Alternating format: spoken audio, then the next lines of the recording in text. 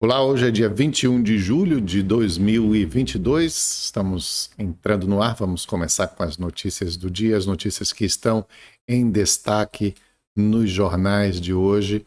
O foco principal hoje é essa ação da Polícia Federal na Codevasf. A Polícia Federal apura corrupção com verba da Codevasf na gestão Bolsonaro. Sócio oculto da firma que acumula licitações é preso. Estatal nega responsabilidade em contratos. E aí a foto da malinha, tradicional mala de dinheiro, apreendida em ação da Polícia Federal no Maranhão, de novo no Maranhão, contra fraudes na Codevasf.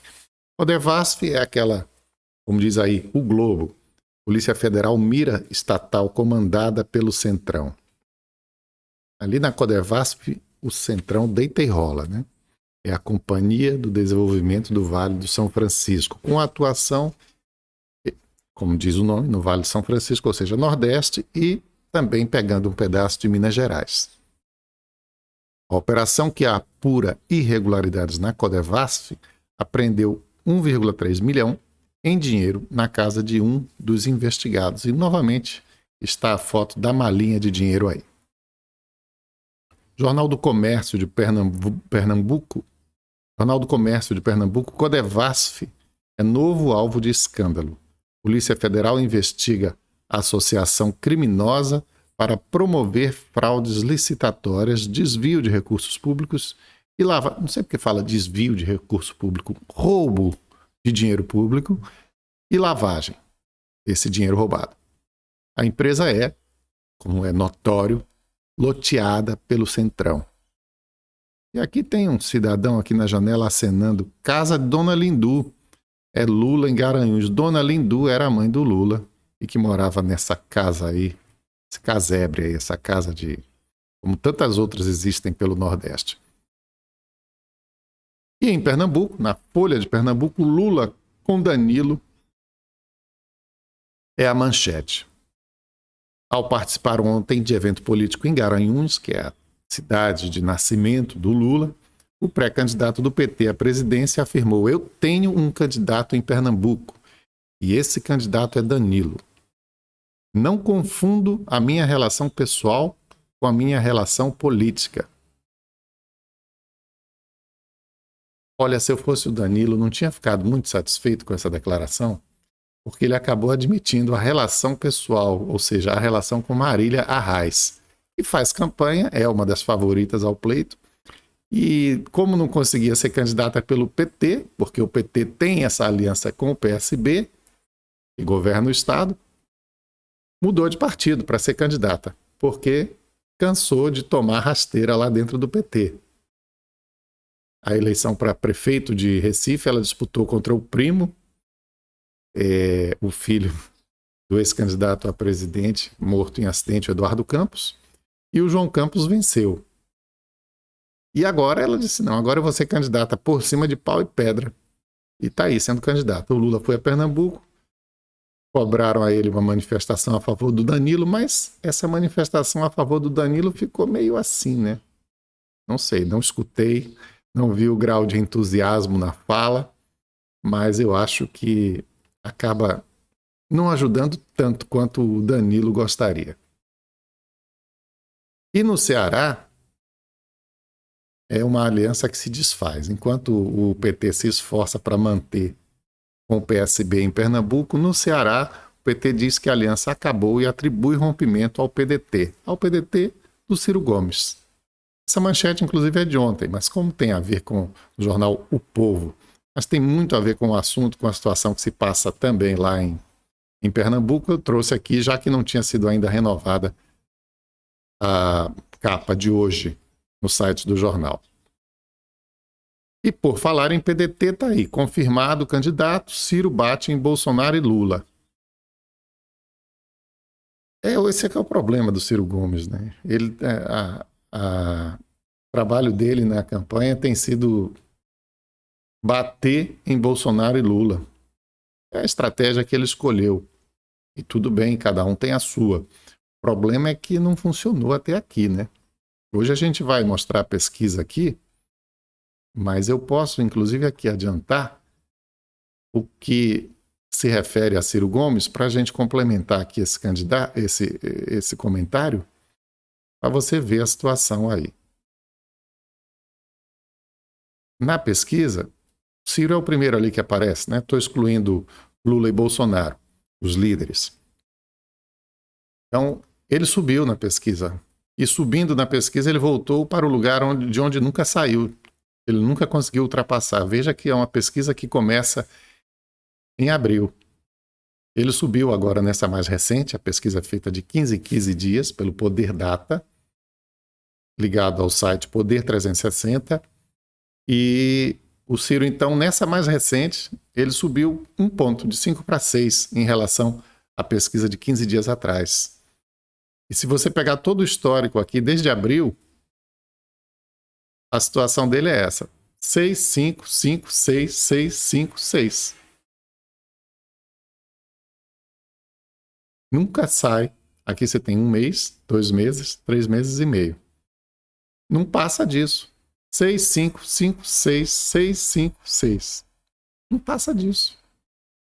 Então, não está colando.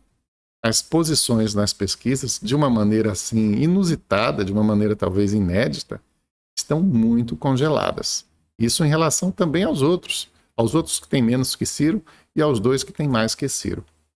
Ele escolheu essa estratégia de ficar mais falando dos outros do que dele mesmo. E até aqui não funcionou. Vai dar tempo de funcionar?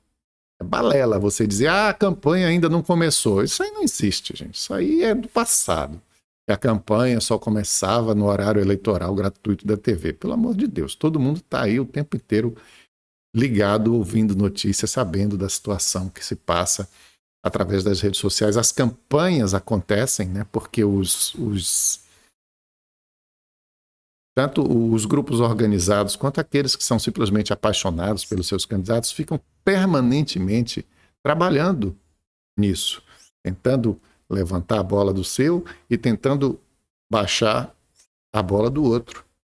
Isso não para, esse movimento é todo dia, o dia todo na internet. E muita gente se envolve com isso. Achar que só quando começar aquela hora, no rádio e na televisão, em que, pelo menos na TV, todo mundo desliga, muda, tenta achar um canal a cabo que não tenha propaganda eleitoral obrigatória, e que isso que vai mudar, ou debates que são chatos pra caramba, convenhamos, e são um duelo fuleiro em que um está sempre tentando fazer uma pegadinha para o outro, se mostrar mais agressivo que o outro, para ver se com isso ele mexe com os ânimos das pessoas, gerar imagens também, porque o cara pega só aquele pedacinho em que ele se deu bem, em que ele deu uma boa resposta, em que ele teve uma fala contundente, em que ele atacou o outro, mas não mostra a resposta do outro. Aí isso tudo vai editado para a internet. Ora, se a internet vai funcionar nessa hora, então por que não está funcionando agora? Então, a gente não vê, de fato, razão para imaginar que tudo vai ficar diferente quando começar o horário eleitoral e debates. Debates, inclusive, dos quais provavelmente os líderes não vão participar. Nem Lula, nem Bolsonaro.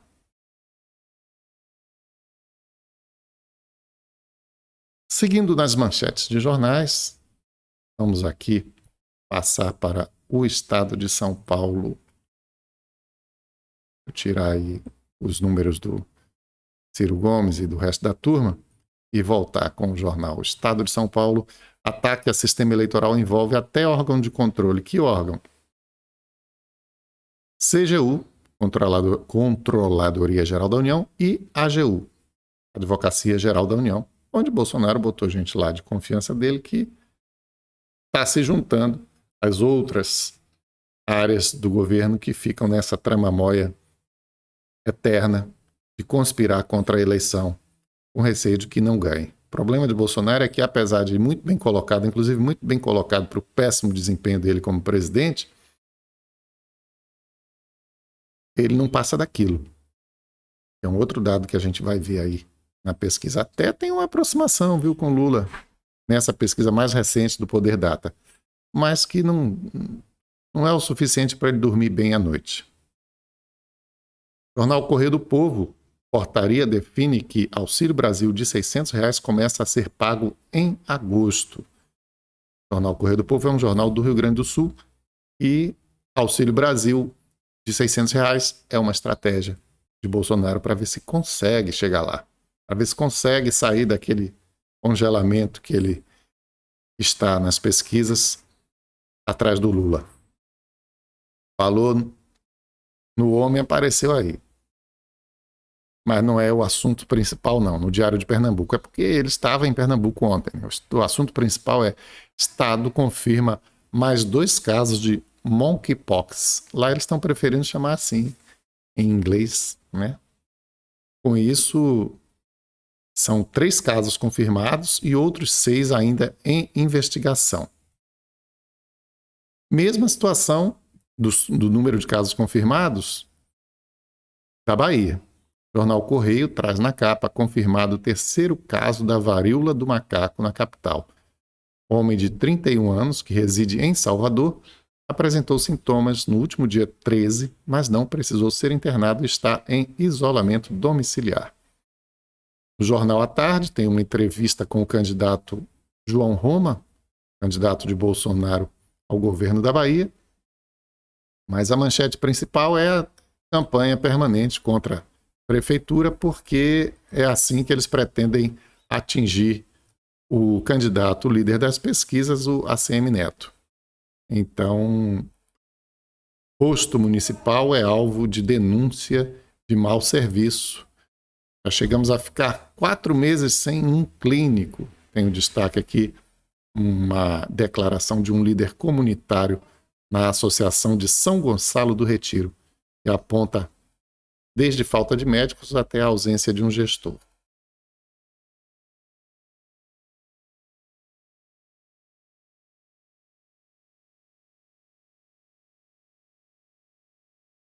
A propósito de questão de saúde, Feira iniciou a vacinação de crianças de 3 a 5 anos. Feira de Santana começou a vacinação de crianças de 3 a 5 anos no dia de ontem, quarta-feira. Por que não está aparecendo aí, gente? Agora apareceu, agora sim. Feira inicia a vacinação de crianças de 3 a 5 anos. Esse início de vacinação aconteceu ontem. Então, inclusive tem uma notícia de que em Salvador não há vacinas para todas as crianças nessa faixa etária de 3 a 5 anos que agora podem se vacinar. E se o mesmo estiver ocorrendo em Feira de Santana, a vacina, claro, é de quem chega primeiro. Portanto, se mexa e vá vacinar seu filho.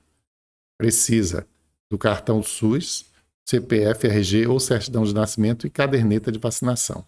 Claro que a criança não vai sozinha, é um pai ou responsável legal que vai levar para vacinação em qualquer unidade de saúde da família e unidade básica de saúde na zona urbana e na zona rural. A prefeitura informa que já vacinou 59 mil crianças contra a Covid. E ninguém teve nenhum efeito colateral. Pelo amor de Deus, não fique nessa de que a vacina pode fazer mal. A criança... Mesmo que tivesse uma febrezinha, todo mundo sempre teve isso quando tomou vacina. Isso é normal de uma vacinação. Faz parte do processo. Então, não se deixe levar por conversa fiada, mentirosa de gente sem vergonha que fica tentando prejudicar, na verdade, quando está dizendo que quer defender a saúde da população, a saúde das crianças.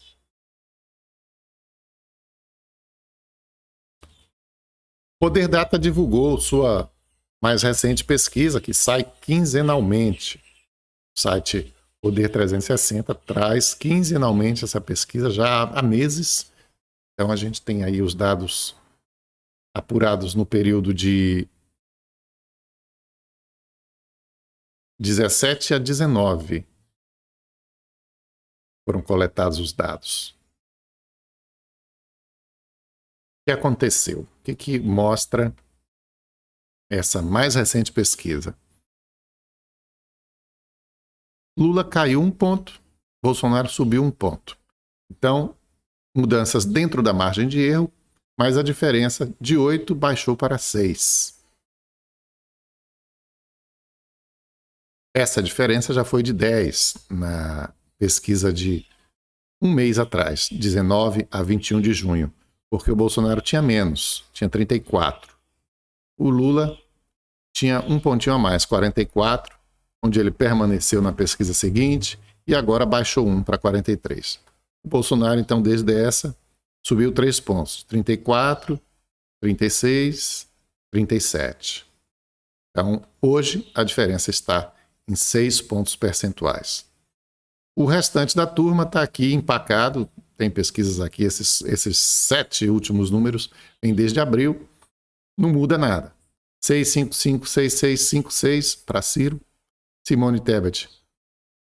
Até que tem um progresso, olha, 1, 0, 1, 1, 1, e agora 3, 3. Subiu 2 pontos percentuais a Simone Tebet. Obviamente que isso não sustenta a candidatura de ninguém, 3% de intenção de votos. O Janones também já teve 3, depois baixou para 2, deu uma subida para 3, baixou para 2 de novo, então está ali sempre flutuando nessa margem de erro. O Pablo Marçal cresceu, o quê? 100%, de 0 para 1. Mas é o último que aparece ainda com alguma pontuação. Depois daí para baixo é só 0. Emael, Péricles, Bivar, Dávila, Manzano, Vera, brancos e nulos e não sabem, todos eles têm mais do que esses candidatos todos aqui do 0, tem mais do que Janones, tem mais do que Tebet e tem quase a mesma coisa que o Ciro Gomes. Então essa turma aqui, até o momento da eleição, não conta, só conta esses dois aí, Lula e Bolsonaro. E parece que vai continuar assim. E segundo turno, houve mudança? Não. Houve uma pequena queda na diferença de projeção de segundo turno entre Bolsonaro e Lula. A diferença está em 13 pontos percentuais. 51 para Lula, 38 para Bolsonaro. Já foi de 25 pontos percentuais. Isso lá em agosto, setembro do ano passado. Mas é uma grande diferença ainda, e o problema para Bolsonaro é o seguinte: a rejeição. Aqueles que dizem que não votam nele de jeito maneira são um número muito grande, o que impede ele subir aí, passar desse patamar. Dá uma mexidinha de 1 para cima, 1 para baixo, 1 para cima, 1 para baixo, 1 para cima, 1 para baixo. E não decola. Não sei se vai conseguir reverter essa condição.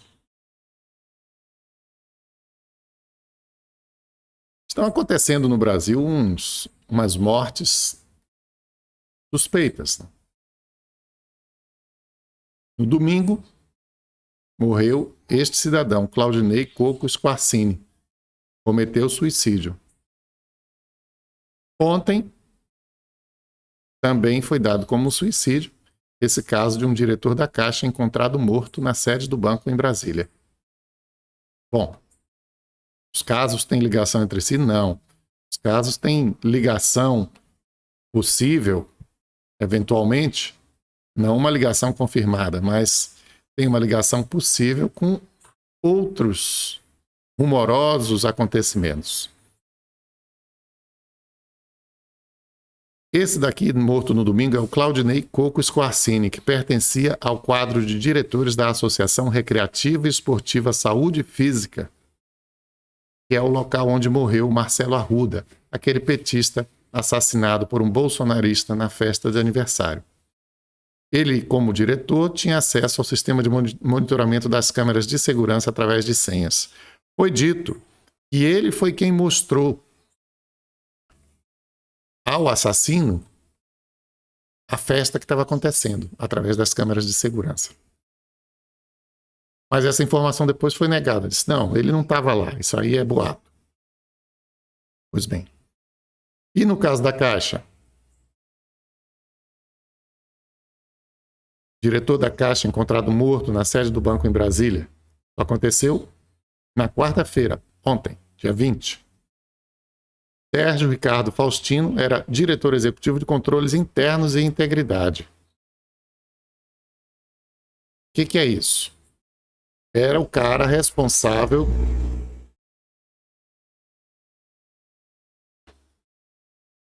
Parei aí que passou um caminhão fazendo um barulho fora do comum. O diretor executivo de controles internos e integridade era o cara responsável pela apuração de denúncias, como as denúncias que levaram à exoneração do presidente da Caixa. Ele notório, presidente da Caixa, exonerado por assédio. Tanto assédio sexual quanto assédio moral. Pedro Guimarães. Bom, não existe ainda nenhuma conclusão sobre esses casos. Só é estranho que, de repente, mortes relatadas como suicídios aconteçam justamente ligadas a esses casos tão rumorosos, a esses casos com tanta gigantesca repercussão. O fato de haver uma gigantesca repercussão pode até, de alguma maneira, ser um indutor do suicídio, né? A pessoa arrependida pela sua participação ou pela sua omissão, nesses casos, pode, dependendo do estado mental em que estiver, acabar, de fato, sendo impactada por tamanha repercussão e vir a tirar a própria vida. Agora, são casos que precisam ser esclarecidos, porque a gente já vive num ambiente de muita preocupação, de muita dúvida, de muita violência e de muito susto.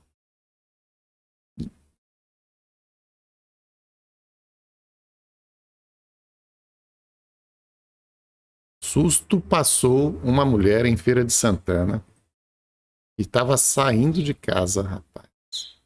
Na hora que estava saindo de casa, a casa foi invadida por um carro desgovernado que levou a parede junto.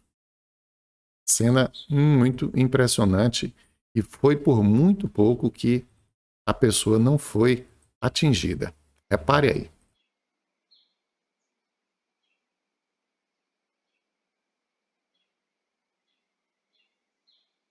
A mulher chega, passa um paninho ali, parece, desliga a luz e vai sair. Um carro invade a casa. O ursinho de pelúcia acho que não escapou. Bora ver de novo. Olha só. Tinha uma câmera em casa gravando, né? E tem o ursinho de pelúcia ali no sofá, esse coitado. Quando ela apaga a luz agora. Que cena impressionante. Mas felizmente não aconteceu nada de mais grave. Só esse prejuízo enorme aí. Enorme prejuízo material. Tem fotos também no G1 mostrando como a casa ficou. Olha, é uma casa no Campo do Gado Novo. Abriu um buraco gigantesco. O carro ficou todo destroçado. Mas segundo a senhora falou aí, a dona da casa, a pessoa que estava saindo de casa para o trabalho, né, provavelmente a esse horário, a responsável pelo acidente, não foi explicado por que o carro perdeu o controle e entrou assim na casa, mas a responsável pelo acidente está ajudando a fazer a reforma, evidentemente, o conserto da casa. É o que importa agora. O que importa é que as vidas foram poupadas e que a casa, obviamente, a mulher não tem condição de morar numa casa assim. Precisa ser refeita imediatamente. E a pessoa responsável assumiu a responsabilidade. A prefeitura convocou para diálogo permissionários do Shopping Popular de Feira de Santana. Essa Arapuca aqui, Cidade das Compras, Shopping Popular. Agora, exclusivamente aqueles transferidos das ruas do centro. Deveriam ser Os das ruas do centro, aqueles que... Falei a Sarapuca aqui e não mostrei. Estava a minha cara aqui. Pronto. Cidade das Compras. Uma estrutura boa, estrutura bem interessante, mas que para esse pessoal virou uma armadilha. Então, só aqueles que foram transferidos das ruas do centro estão sendo convocados pela prefeitura para ir, a partir de hoje, conversar lá na Secretaria de Trabalho, Turismo e Desenvolvimento Econômico.